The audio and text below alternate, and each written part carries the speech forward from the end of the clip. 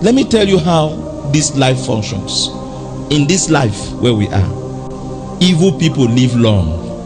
Corrupted ones live a bit long, not as long as the ones. Then the good people live short. So stay there and think that life will be better tomorrow, especially as a good person. Who am I calling good people? There are some good people in the family, good people who don't like juju, they don't like ngambe, they don't like to cheat on people, they don't like to scam people, they like to live an honest good life. They are the ones that are the raw material for evil people. Then the ones evil people use, they live a little longer. Then the ones who live the longest life is the evil people. All right, let's talk about a family. Let's talk about a large family that has had generations. Like, let's talk about your father's family, and then him and his brothers and stepbrothers, because most of the fathers were polygamous. So there was a polygamous family that had about 30 people of that generation. They had their own children who now have their own children. Let's look at that generation. So we're looking at a family of about 60, talking of parents, children, grandchildren. We are looking at about 60. If you start to see how life will be evolving, it is the most evil auntie or uncle that will be living long. He is the one that will bury every other person. He's the one that will be living long. And you come to look at it now, in the generations that are even dying amongst his brother's children and sisters' children, it is the dull ones that will not be dying. The children that are bright, damn, they don't come. Small thing don't happen, it don't go. Small thing. But the one that they born now with autism, one day they born now like fool, one day know they do well for school, one way look like say they want to get destiny, now they live. You think that is just a coincidence?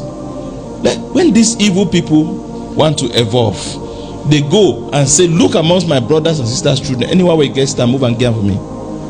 Then we kill it. And that's how they do. You come to see now, if they have to allow that family to evolve in the next 30 years, you will see that it will finally remain only one auntie, so or one uncle, or one auntie and one uncle. When another two, they always agree. Another two, the wicked go past. You will see accounts and scores of how when their brother died, and since their brother's children were still little minor, they took all the property, they took lands and houses, they sold it, they sold some, but they not still send that pikin for school. You see, there is every evidence that they are handed there, but they are still living long. And that is life. In this life, evil people live longer. And I'm telling you why. I've been telling you why several times, and I'm telling you why. Number one, the evil people who have not put their hands into ngambe or juju, Satan gives them an immunity to protect them, because whether you are ignorant or knowledgeable of the fact that you are evil, you already have a mandate under Satan you are manifesting. He has to protect you to live long for that mandate. If he has to use you to destroy that family, just the evil heart you already have is a good sign that he can give you some immunity. Number two, the evil people, they engage strong covenants with Satan. The ones that go to ngambe, go to juju, or the ones that are witches and wizards, they live a covenant life with Satan and they don't live separate. But the good people, either they go to church once in a while or they don't go to church, but they just have a good heart, and they are not aware that life, the strong part of life, is in living a covenant life. Some of them, when they serve God, they just serve God like I go to church on Sundays, and when they have a job, the job gives them enough reasons to not be frequent in church. Those are good people. And you see, when the evil man wants to conjure his juju or do something, he who is living a covenant life under Satan, he can easily affect and destroy you, that is the good person, who is not living a strong covenant life under God. And that is why the church is losing millionaires to death.